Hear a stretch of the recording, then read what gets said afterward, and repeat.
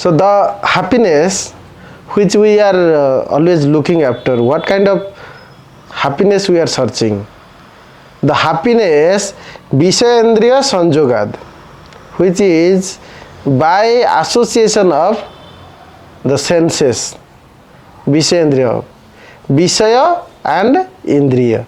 Vishaya means the subject which we want to enjoy. Indriya means through the senses, through our tongue, through our nose, through our eyes, through our other sense organs. How we want to enjoy various subjects called Vishaya. Indriya Sanjogad, by the association of the senses. Yat tad agre amrutapamam. Initially it appears like nectar. It appears there lot of happiness in those sense objects and in those sense associations. But pariname visam iva tat sukham rajasam smrutam. In result it turned out to be poisonous. Such kind of happiness is called as rajasa sukha.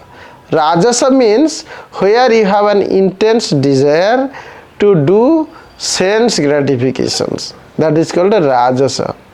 And the happiness yad agre cha anubhavacha sukham moham atmanah nidra alasya pramadotmah nidra alasya pramado utthanam tad tamasam udavrutam.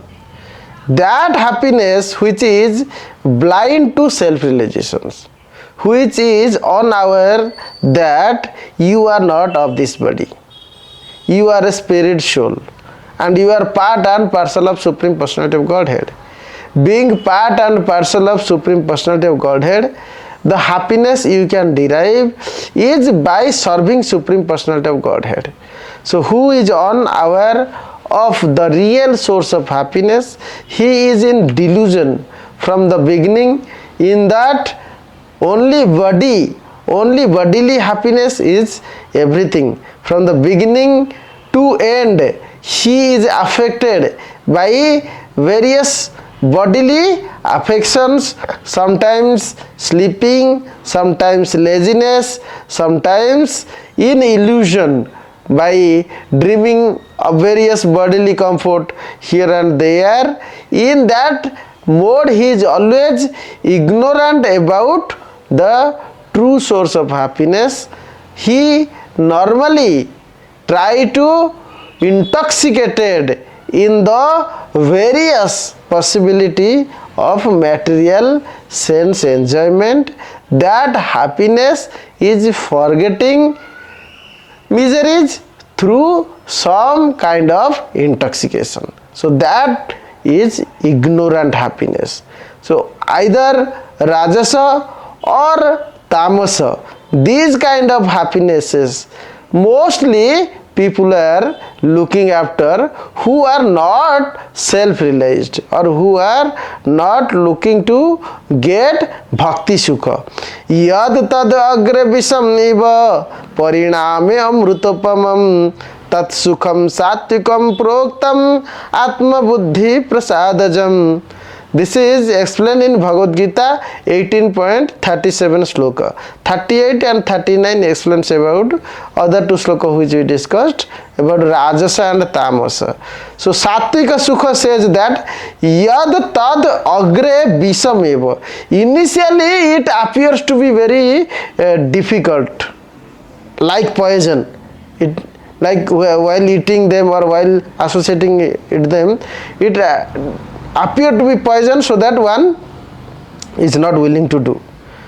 Getting up early morning, chanting holy name, or going to the temple, doing other regulative devotional service, appear to be poisonous to the people who are habituated to sleep at late night and get up late in the morning, and do not willing to undergo the Brahma Muhurta, the process of bhakti, or doing chanting or doing some services to God, all these activities appear to be distasteful.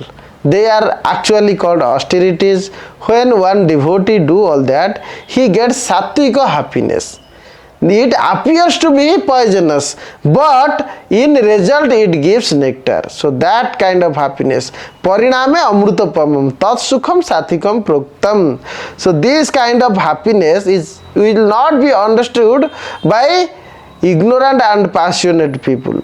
Only satvika people can understand that because of Atma Buddhi Prasadajam, because he is self-realized with his own intelligence, and because of not influenced by the mode of passion and ignorance, he can get such happiness. This happiness which Rajasa and Tamasa people get, they are because of disturbed in so many miseries. They try to supply the fuel to sense enjoyment, which gives some sort of sense enjoyment for some time.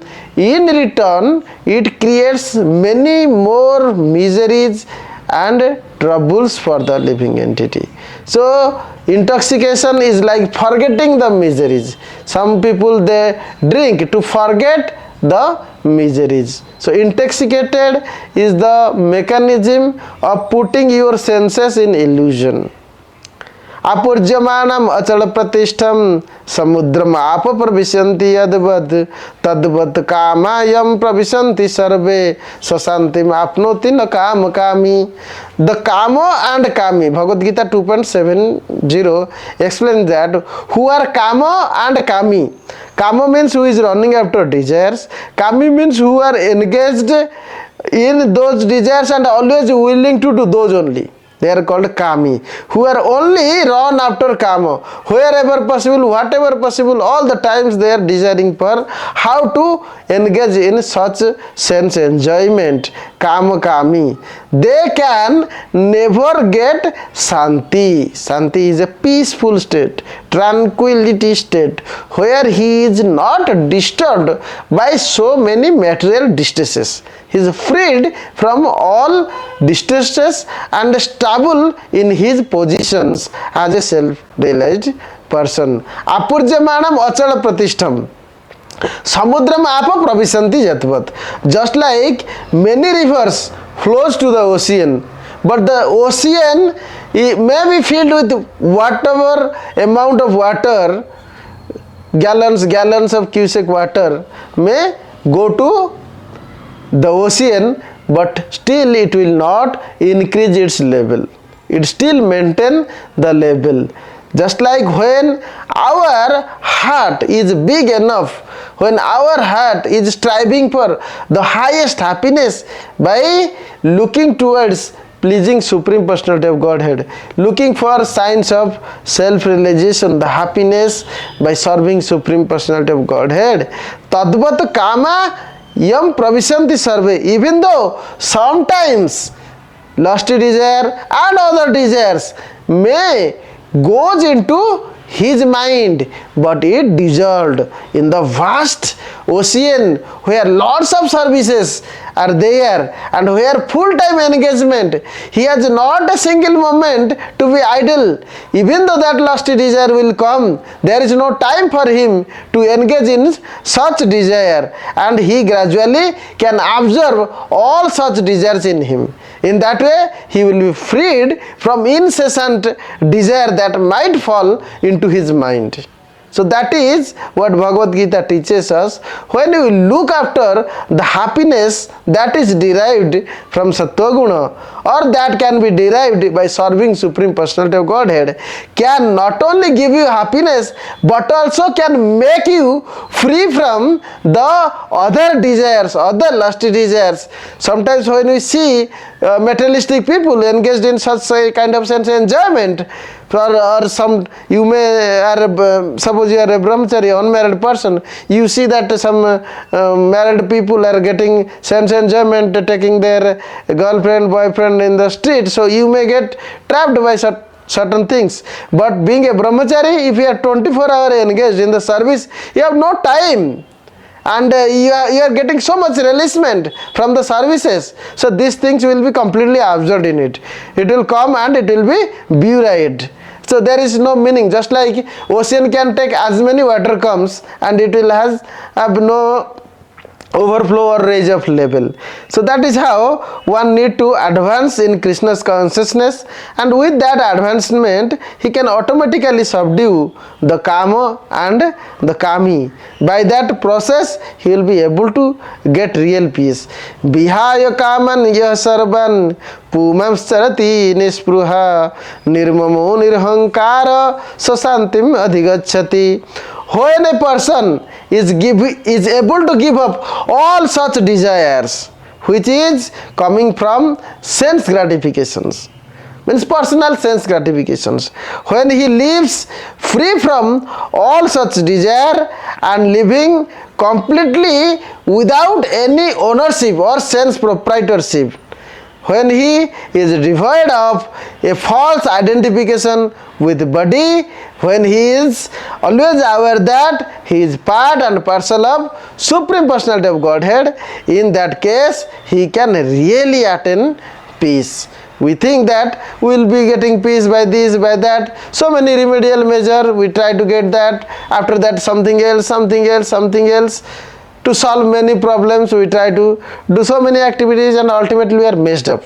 Bahusakha hi anantascha buddhaya avyavasayanam. So much puzzled and in illusory state, we are searching for happiness, we are so much disturbed in our life, nothing is coming in our way. Nastirbuddhi ajuktasya na cha juktasya bhavana na cha bhavayatah santi asantasya kutah sukham.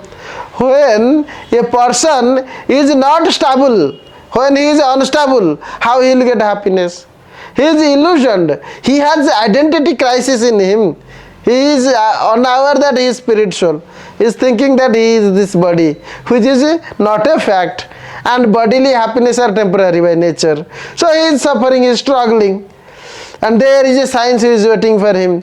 By knowing this, Bhagavad Gita's teachings about Sankhya philosophy, that you are the spirit soul, you are indestructible, you are unchangeable, and you are eternally fragmental portion of Supreme Personality of Godhead, and you have an eternal duty to serve Him. By that you will be connected to Supreme Personality of Godhead and you will get eternal source of happiness, which is called Ananda Chinmaya Rasa, the happiness which is eternal and cognizant. With that one can become real happy. So developing a relationship with God by serving attitude is the essence of human form of life. Otherwise any other endeavor to get happiness will be futile. Hare Krishna.